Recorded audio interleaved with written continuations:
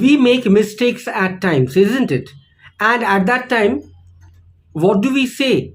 We use only three words: I am sorry. So these are the three words which we say when we make mistakes. But these words have become cliche because we frequently use these three words. Hey, I'm Kaushik and you are watching Kaushik's Everyday English. And in today's lesson, I'll teach you some better ways of saying sorry. So, what are we waiting for? Let's get started. Let's see the first expression, my bad. Now, my bad doesn't mean that I am bad. I'm not meaning that, but my bad means I'm sorry. Say, for example, my bad. I didn't intend to hurt you.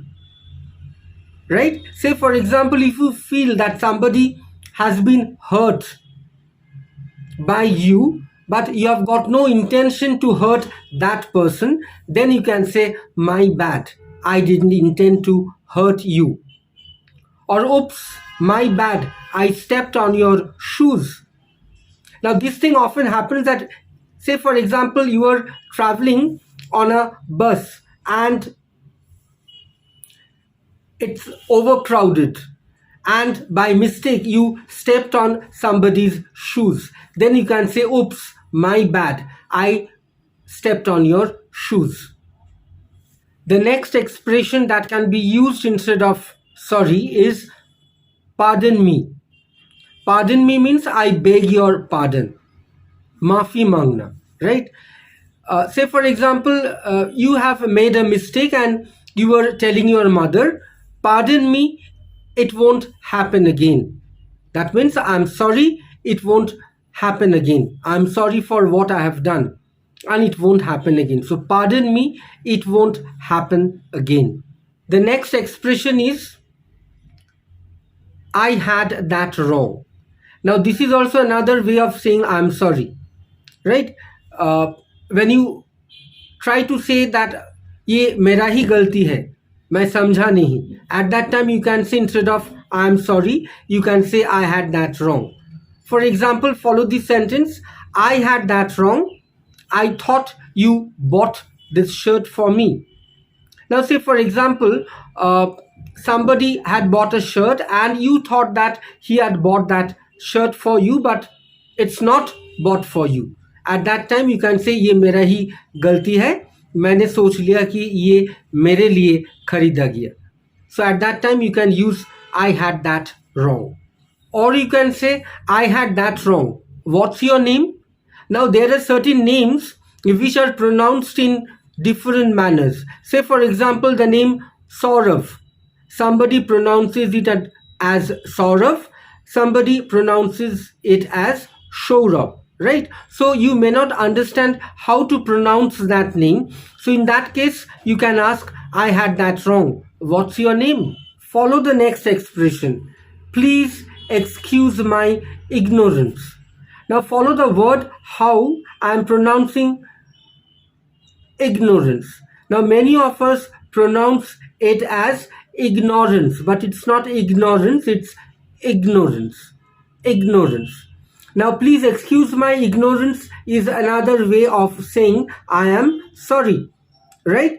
Say for example, if you say please excuse my ignorance, that's the second time I have added sugar to your coffee, right? Say by mistake you have added sugar to coffee for a person who doesn't take sugar. So it is another way of saying that I'm sorry, I haven't paid attention. So please excuse me. That's the second time I've added sugar to your coffee. Or you can say, please excuse my ignorance. I didn't know you got hurt. Follow the next expression that can be used instead of saying I'm sorry. I take the onus. I take the onus.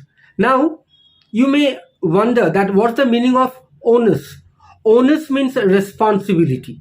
Say for example, you have done a mistake and you are admitting that you are responsible for this. So at that time you can say, I take the onus. So I'll give you an example sentence. You can say, I take the onus. I didn't explain the matter to you properly. Say, for example, you are supposed to explain the matter to a person, but that person hasn't understood it properly. So you are taking the responsibility on your shoulder and you are saying, yes, I am sorry. I couldn't explain the matter to you properly. So in that case, instead of saying, I am sorry, you can say, I take the onus. Or you can say, I take the onus, you won't be inconvenienced anymore. Now follow the next expression that can be used in replacement of I am sorry. Please don't be mad at me. Now over here you are not directly saying sorry, but you are meaning that please don't get angry with me. That means you are ultimately expressing your sorry feeling. Please don't be mad at me. For example, please don't be mad at me. I lost your pen. Right? Somebody has given you his or her pen to write, but unfortunately you have lost it. So at that time you can tell him or her that please don't mad at me. I lost your pen. Or you can say, please don't be mad at me. I forgot to call you.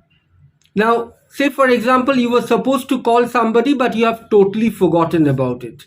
So in that case, you can tell him or her that please don't be mad at me. I forgot to call you. Follow the next expression. How thoughtless of me. What does it mean? It means that, oh, I've forgotten about it completely. Right? How can I be so thoughtless? How can I be so forgetful? Say, for example, you went for a dinner along with your friend, but you forgot about a meeting that has been prior set up, right? And all of a sudden you received a message on your mobile that you are supposed to meet Mr. X somewhere. So at that time you can say, how thoughtless of me. I must leave right away. Or you can say, how thoughtless of me. You invited and I forgot that somebody invited you, but you have totally forgotten about that invitation. So at that time you can say something like this. How thoughtless of me. You invited, I forgot. Follow the next expression. I'd like to express my regret for. Now this is another way to say I am sorry, right? Say for example, if you say that the students wrote a letter expressing regret for behaving rudely. That means in this letter, or this letter is an apology letter and they're writing an apology. They must have misbehaved earlier, so for that they have been expressing their regret and they're writing that apology letter. Or you can say, to my family and friends, I'd like to express my regrets for all the lies I have told. That means you must have told a lie and that lie has been caught, so for which you are feeling sorry and you are trying to say that I am sorry. So instead of saying I am sorry, you can say I'd like to express my regret. Let's move on to the last word of today's lesson. Whoops. Now this is an exclamation, right? Which can be used in place of sorry. For example, you can say, whoops, I dropped your cell phone. That by mistake, you have dropped the cell phone and you were saying I'm sorry. So instead of saying I'm sorry, you can say, whoops, I dropped your cell phone.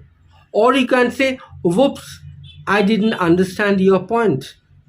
That I'm sorry, I didn't understand what you were trying to say. So in that case, you can use whoops, I didn't understand your point.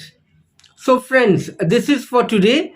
And in today's session, you have learned how to avoid the cliche word I am sorry and how to use new terms in place of I am sorry. So I hope you have enjoyed today's session. And if you like my session, if you like today's video, then please subscribe to my channel, give a thumbs up and click the all notification button so that whenever I upload my video, you get the notification first. So tomorrow I'll be back again with a new lesson to learn. Till then, stay safe, love your family, love your parents, and love yourself. Bye.